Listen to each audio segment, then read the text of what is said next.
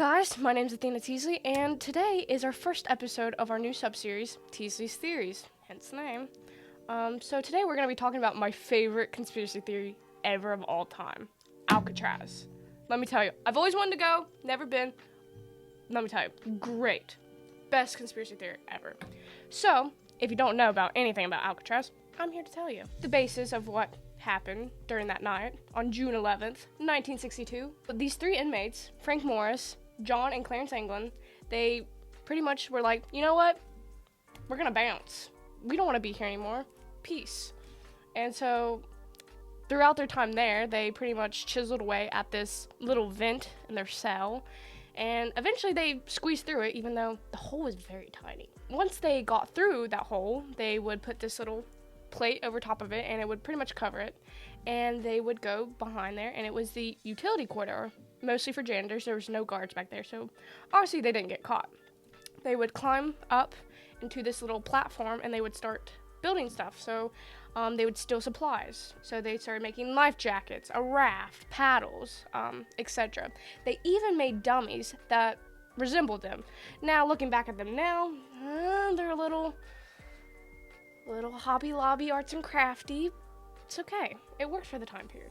One night, they were like, you know what? Today's the day. So, when the guards were gone and they were doing their other checks and whatnot, they put the dummies out, went through the little vent, climbed up, grabbed all their stuff, and proceeded to climb on the roof. And from there, with their stuff still in hand, they climbed down a 40-foot pole. Just climbed down. I'm surprised they didn't fall. They didn't even get caught by any guards, dogs, lights, nothing. So they eventually made it down to the shore, and from there they got into the very, very, very cold and dangerous waters of the San Francisco Bay. And from there, they were never heard from officially again. And so the prison and even the military declared them as missing and dead.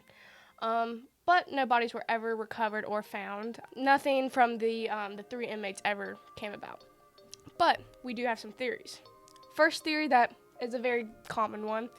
They drowned or got attacked by sharks. So, of course, they would have ended up in the San Francisco Bay, whether hypothermia, drowning, getting attacked by sharks. But, you know, you never know. They could have made it. There was an island that was really close, Angel Island, and supposedly they made it there, and there was evidence found on this island. So, some of this evidence does point to their survival. So if they did survive, a lot of people think, if not two of them, the brothers, all of them, went to Brazil. Me personally, I think they lived. Because if it was me personally, and I was on a prison, an inescapable prison, you know, I'd be very determined to get off. So, what kind of books should we got here in our library? Well, here's one, and this one takes place before the escapes of Alcatraz. So this is a riot that happens at this prison in the 40s, and some inmates take some guards hostage, and after they realized that their escape would not happen, they pretty much eliminated the guards, so there would be no witnesses. Our second book is pretty much about everything Alcatraz is. The prison, why it was made, who was there, some actually familiar faces that we would probably know who went there. Al Capone and Pretty Boy George. Well, what do you guys think? Do you think they made it? Do you think they died? Do you think they made it to Brazil? Who knows? I encourage you guys to dig deeper.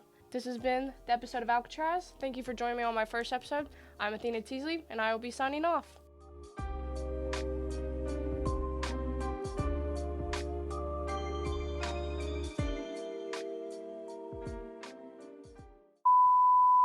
You didn't say action, Sarah.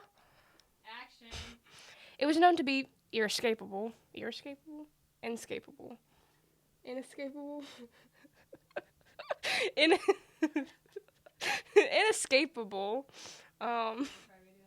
Baby. Okay. Inescapable.